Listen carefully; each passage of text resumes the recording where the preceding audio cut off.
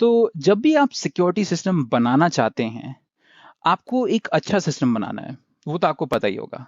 तो अच्छा सिस्टम बनाने के लिए आपको ये पहले आइडेंटिफाई करना होगा कि आपका जो आप जिस कंपनी में काम कर रहे हैं, जो प्रोसेसेस बिजनेस प्रोसेसेस हैं, स्पेशली साइबर वर्ल्ड में, तो वहां पे कोई वल्नरेबिलिटीज तो नहीं है, या फिर कोई थ्रेट्स तो नहीं है जो इस वल्नरेबिलिटी से आ सकती हैं।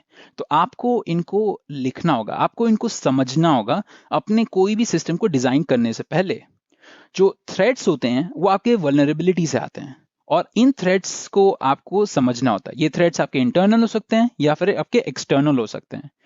तो आपको एक चीज करनी होगी, उसको हम लोग कहते हैं थ्रेट मॉडलिंग।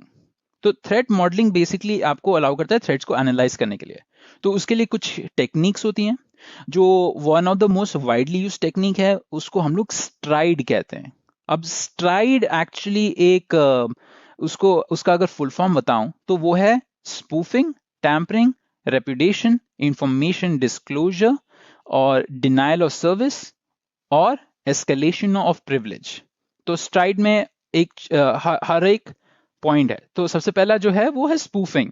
स्पूफिंग मतलब इम्पर्सनेट करना, या फिर किसी का नकली आइडेंटिटी लेना। मतलब कि आप देख रहे हैं कि एक एम्प्लॉय है और उसकी कोई नकली आइडेंटिटी लेके, डुप्लीकेट आइडेंटिटी लेके एक्सेस ले रहा है, तो वो स्पूफिंग हो गई। वो इम्पर्सनेट कर रहा है किसी और को, तो उसका ध्यान रखना होगा। फिर आता है टी, जो है टैम्परिंग के लिए स्टैंड होता है। तो इसमें ना आपको ये देखना हो कि डेटा टैम्पर हो रहा है कि नहीं। फिर आपका आर आता है, आर आपका रेपुटेशन हो गया, जिसके बारे में हम लोग जस्ट बात किए थे। फिर आता है आई, आई हो गया इंफॉर्मेशन डिस्क्लोजर। तो इसमें इंफॉर्मेशन डिस्क्लोजर बेसिकली हो गया कि कोई भी सेंसिटिव इंफॉर्मेशन है वो रिवील तो नहीं हो रही। फिर आता है आपका डी, जो स्टैंड करता है आपकी डिनायल ऑफ सर्विस की तरह। तो जो डिनायल ऑफ सर्विस होता है वो बेसिकली ये बताता है कि हम लोगों ने इसके बारे में बात की थी, ये बॉटनेट अटैक्स से रिलेटेड है, कि आप कोई भी सर्विस की को डिनाई कर रहे हैं किसी और को यूज करने से, तो उसको सर्विस डिनाइल कहते हैं, या फिर डिनाइल ऑफ सर्विस। तो उससे आप रिड्यूस करते हैं कोई भी सॉफ्टवेयर या फिर एप्लीकेशन की अवेलेबिलिटी। तो इसका भी ध्यान रखना है। फिर ई, जो लास्ट चीज है, वो है एस्केलेशन ऑफ प्रिविलेज। तो इसकी बात, एस्केलेशन ऑफ प्रिविलेज ये हो गया कि आप एज अ यूजर, आपके पास इनफ प्रिविलेज नहीं रहेगी जनरली। अगर आप नॉर्मल यूजर हैं, कोई भी आपके एडमिन राइट्स नहीं रहेंगी, पर कोई हैकर आके आपके अकाउंट को ले सकता है, कोई लूप होल को का इस्तेमाल करके वो एडमिन एक्सेस बना सकता है अपने आप को, और उससे वो डैमेज कर सकता है। तो ये थे हमारे स्ट्राइड के फुल फॉर्म। तो spoofing, tampering, reputation, information disclosure, denial of service, और एस्केलेशन ऑफ प्रिविलेज। जो थ्रेट होते हैं वो, जो जो आपके थ्रेड आते रहते हैं, वो हमेशा बदलते रहेंगे। अब ये तब बदलेंगे जब आपका जो बिजनेस का नेचर है वो बदलेगा, या फिर आपका जो बिजनेस का टाइप है, बेसिकली आप कौन से टाइप का बिजनेस कर रहे हैं उसके ऊपर डिपेंड करेगा कि आपका मोस्ट सिग्निफिकेंट थ्रेट क्या है। तो वो भी आपको सोच के रखना है कि आपका बिजनेस क्या है, उसके हिसाब से आपको थ्रेट्स आएंगे। तो ये जो थ्रेट्स होते हैं वो हमेशा इवॉल्व भी करते रहते हैं। अगर आप सोच लीजिए एक ही कंपनी में काम कर रहे हैं बहुत सालों से, तो ऐसा नहीं रहेगा कि आपको सिर्फ एक ही टाइप का थ्रेट हमेशा आता रहेगा। जो थ्रेट्स हैं वो इवॉल्व करते रहेंगे सिक्योरिटी के साथ। आप जैसे थ्रेट्स इवॉल्व होंगे, आपके सिक्योरिटी मेजर्स भी और इवॉल्व होते जाएंगे टाइम के साथ। और जैसे कि आपका बिजनेस भी इवॉल्व करेगा, वो नई चीजों में जाने की कोशिश करेगा, तब आपके पास नए डिपार्टमेंट्स में थ्रेट्स आने के चांसेस होंगे, तो वो भी रिड्यूस करना होगा। तो आपका काम एक साइबर सिक्योरिटी कंसल्टेंट की तरह क्या है? तो सबसे पहले आपको आइडेंटिफाई करना होगा कि आपकी सिक्योरिटी रिक्वायरमेंट्स क्या हैं। जब सॉफ्टवेयर डेवलपमेंट प्रोसेस चालू होती है, तो जो पहली चीज होती है वो है रिक्वायरमेंट डिस्कशन, जिसमें देखते हैं कि सॉफ्टवेयर में क्या क्या होना चाहिए। तो जब वो डिस्कस होता है, तो आपको सिक्योरिटी की भी रिक्वायरमेंट्स डिस्कस करनी होती हैं। आप सिक्योरिटी रिक्वायरमेंट्स कलेक्ट करते हैं और उसको आप हिस्सा बनाते हैं आपके सॉफ्टवेयर डेवलपमेंट लाइफ साइकिल के साथ। उसको हम लोग SDLC कहते हैं। तो जब आप उसको सिक्योरिटी रिक्वायरमेंट्स के साथ मिक्स करके बोलते हैं, तब वो हो जाता है सिक्योर SDLC। वो हो गया आपका secure software development life cycle. और आपके ये SDLC रिक्वायरमेंट्स के साथ ही चालू होंगे, और आप स्टार्टिंग में ही उसको कलेक्ट कर लेंगे। फिर एरर हैंडलिंग की बात आती है। तो ये सारी चीजें हैं। उनका पहला सिक्योरिटी हो गया, फिर आता है आपका कंसिस्टेंट एरर हैंडलिंग। तो जो आपका सिस्टम होता है उसमें आपको एक्सपेक्ट करना होगा कि आपके सिस्टम से एरर्स आ रहे हैं, और ये एरर्स खूब सारी जगहों से आ सकते हैं। एक जो इम्पोर्टेंट जगह जो आपको ध्यान देना है वो है जब आप कोई वेबसाइट को बनाते हैं और वहां पे आप कोड ऐसे लिखते हैं कि वो एक चीज को एक्सपेक्ट करेगा वेरिएबल में, और यूजर वो वैल्यू एंटर करेगा। मतलब कि सोच लीजिए कि आप वेबसाइट पे मोबाइल नंबर मांग रहे हैं यूजर से, और वो जो कोड है वो मोबाइल नंबर एक्सपेक्ट करेगा, पर यूजर्स हमेशा यू नो अच्छे माइंड से नहीं सोचते हैं हर बार। वो कोई भी चीज एंटर कर सकते हैं, और अगर कोई मेलिशियस इंटेंट से कर रहा है, मतलब कोई गलत मन से कर रहा है, तो वो ऐसे कोशिश करेगा कि कोई ऐसी चीज डाले वेरिएबल में जो पूरे कोड को ब्रेक कर दे। तो वो ऐसी चीज डालेगा, और जैसे ही आपका कोड ब्रेक होगा तो वो कोई एरर फेंकेगा यूजर की तरफ। और ये जो एरर यूजर की तरफ फेंकता है, उससे ना क्या होता है कि जो यूजर है या फिर जो हैकर है जो ये काम कर रहा है, उसको इंफॉर्मेशन मिलेगी सिस्टम के बारे में कि सिस्टम ऐसे एरर्स थ्रो करता है। तो ये जो एरर रिवील हो जाता है हैकर की तरफ, वो कुछ ज्यादा इंफॉर्मेशन है आपके सिस्टम के बारे में जो रिवील होती है। इसलिए इंपॉर्टेंट होता है इन एरर्स को हैंडल करना।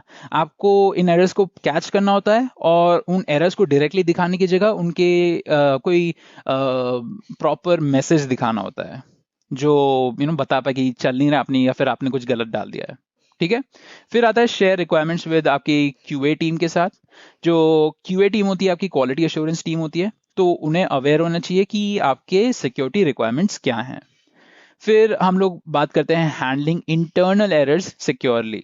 तो जो इंटरनल एरर्स हैं वो भी काफ़ी इंपॉर्टेंट होते हैं, जो उनको रिवील नहीं करना होता है आउटसाइड एनवायरनमेंट के साथ, उनको दबा के रखना होता है। फिर आती है बात डिफेंसिव प्रोग्रामिंग की। तो हम लोग को हमेशा डिफेंसिव प्रोग्रामिंग करनी है, स्पेशली अगर हम लोग चाहते हैं कि हमारे सिस्टम सिक्योर रहें। तो हम लोग इसके बारे में थोड़ा और डिस्कस करेंगे बाद में, पर अभी के लिए ये समझ लीजिए जो डिफेंसिव प्रोग्रामिंग होती है वो हमें प्रोटेक्ट करती है खूब सारे पॉपुलर अटैक्स के अगेंस्ट, जैसे आपका एसक्यूएल इंजेक्शन हो गया, या क्रॉस साइट स्क्रिप्टिंग हो गया, या फिर बफर ओवरफ्लो हो गया। तो डिफेंसिव प्रोग्राम हमें उन चीजों के अगेंस्ट प्रोटेक्ट करके रखती है। इसलिए डिफेंसिव प्रोग्रामिंग इंप्लीमेंट करना सिक्योरिटी इंप्लीमेंटेशन के लिए काफी इंपॉर्टेंट होता है। और ये रिकग्नाइज भी करना कि हम लोग जहां पे नहीं यूज कर रहे हैं तो वहां पे वल्नरेबिलिटीज बनती हैं जिसके थ्रू हमें थ्रेट्स हो सकते हैं। फिर आती है बात वैलिडेशन एंड फ्रॉड चेक्स की। तो validation and fraud checks basically वो चीज हो गई जहां पे किसी को भी कोई गलत चीज इनपुट नहीं करनी चाहिए। तो हम लोग वैलिडेशन और फ्रॉड चेक्स की बात करते हैं, तो यहाँ पे क्या है कि बेसिकली आप बात कर रहे हैं कि आपके मल्टीपल सिस्टम्स में मल्टीपल टाइप्स ऑफ चेक्स हैं। मतलब कि एक सिस्टम फेल होता है तो आपका दूसरा सिस्टम रहेगा जो आपको हेल्प करेगा कोई भी फ्रॉडुलेंट चीजों को चेक करने में। फिर आता है सिक्योरिटी और बस पॉलिसी। ये एक पॉलिसी वो हम लोग तब यूज करते हैं जब कोई एक्चुअल में ब्रीच होता है। तो अगर हम लोग बात करते हैं कि हमारा जो इंटरनल सिस्टम है जहाँ पे लोग इंफॉर्मेशन एक्सचेंज कर रहे हैं, या फिर कोई एप्लीकेशन एक पार्ट से दूसरे पार्ट में इंफॉर्मेशन एक्सचेंज कर रही है, और वो अच्छे से प्रॉपरली काम कर रहे हैं, बेसिकली एक प्रॉपर सॉफ्टवेयर जो है जो काम कर रहा है, पर हम लोग देखते हैं कि एक ब्रीच होता है, एक हैकर आता है, वो जाके हमारे नेटवर्क के अंदर जो भी डेटा ट्रैफिक हो रहा है उसको एक दूसरे अननोन राउट पे ट्रैफिक कर देता है। मतलब वो डेटा बेसिकली चुरा रहा है। तो इससे हमारा एक ब्रीच हो रहा है हमारे सिस्टम के अंदर।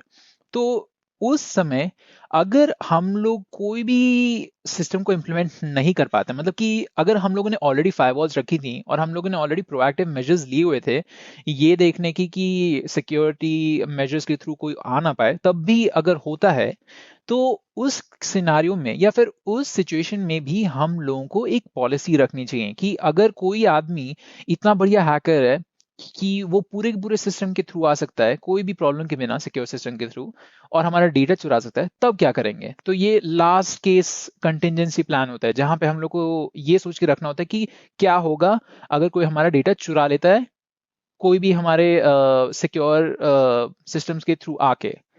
तो ये पॉलिसी हम लोग तब रखते हैं, वो है सिक्योर और बस्ट पॉलिसी। तो दोस्त लोग, ये हैं हमारे खूब सारे चीज़ें जो आपको मन में रखनी है जब भी आप कोई सिक्योर सिस्टम डिज़ाइन कर रहे हैं या फिर कोई सिक्योरिटी सिस्टम डिज़ाइन कर रहे हैं। वो है सिक्योरिटी इन सॉफ्टवेयर रिक्वायरमेंट्स। तो आपको अपने सॉफ्टवेयर रिक्वायरमेंट्स के साथ अपने सिक्योरिटी रिक्वायरमेंट्स भी रखने होंगे। रोबस्ट कंसिस्टेंट एरर हैंडलिंग, कोई भी अननोन एरर आपके सिस्टम का बाहर लोगों को नहीं दिखाना है, उसकी जगह कोई और मैसेज दिखाना है। आपको अपने QA टीम के साथ हमेशा अपनी रिक्वायरमेंट शेयर करनी है, तो उन्हें पता है कि कैसे डिज़ाइन करनी है चीज़ों को, कैसे टेस्ट करना है।